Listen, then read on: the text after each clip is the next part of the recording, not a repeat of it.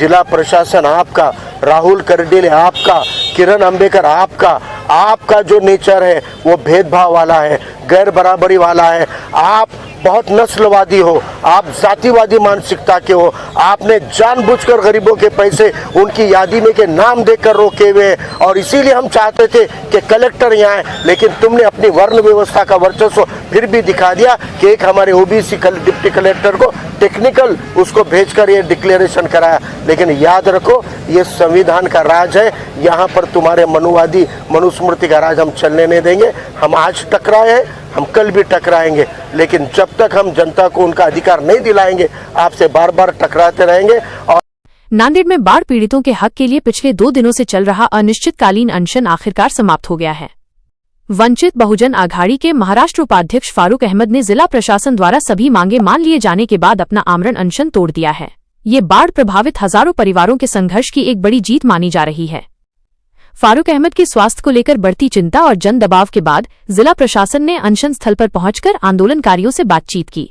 लंबी चर्चा के बाद प्रशासन ने लिखित आश्वासन दिया कि बाढ़ पीड़ितों को तत्काल और पर्याप्त सहायता प्रदान की जाएगी।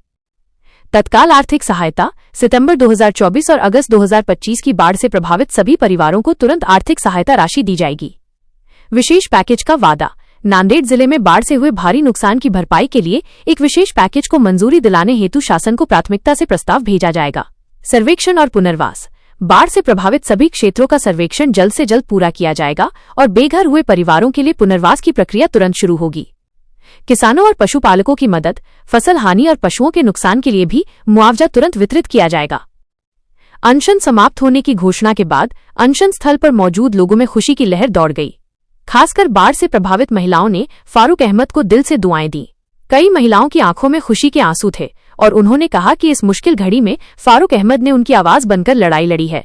उन्होंने फारूक अहमद की लंबी उम्र और अच्छे स्वास्थ्य की कामना की।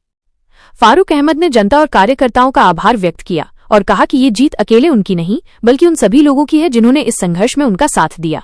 इस घटनाक्रम ने ये साबित कर दिया है कि जन आंदोलन और एकजुटता से प्रशासन को झुकने और जनता की समस्याओं का समाधान करने पर मजबूर किया जा सकता है।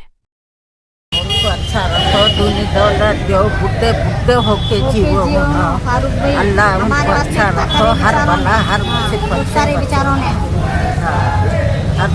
हर बला हर मुसीबत से बचो, साथ दो बरोबर। उनको हम साथ देंगे, उन्होंने हमारा साथ देना, हम उनको साथ देंगे। फारूक भाई ने हमारे वास्ते बहुत कुछ करे, बेचारों ने बीपी है, शुगर है, फिर भी उन्होंने हमारे वास्ते इतनी मेहरबानी करे। अल्लाह उनकी हिफाजत करे, अल्लाह उनकी अच्छा है करो, उनके बाल बच्चों को दुआ दो, उन्होंने हमारा करना। बोलो भाई। हमारा फारूक भाई पहले भी किले में आके हमारा थोड़ा काम करे थे उन्होंने। फारूक भाई ने पहले भी देखे थे करते बोले, मगर अभी भी करेंगे उनके साथ, तो हम रहेंगे नहीं। और हमारे ऐसा चाहिए भूलना नहीं, हम भूलेंगे नहीं। हम सुबह में भी आए थे और अभी भी आए। अपने शहर और आसपास की हर ताज़ा खबर से अपडेट रहना चाहते हैं? हमारे चैनल को लाइक और सब्सक्राइब करें ताकि आपको मिलती रहे पल पल की अपडेट्स। किसी भी जानकारी या सुझाव के लिए आप हमें व्हाट्सएप पर 9049032007 पर संपर्क कर सकते हैं।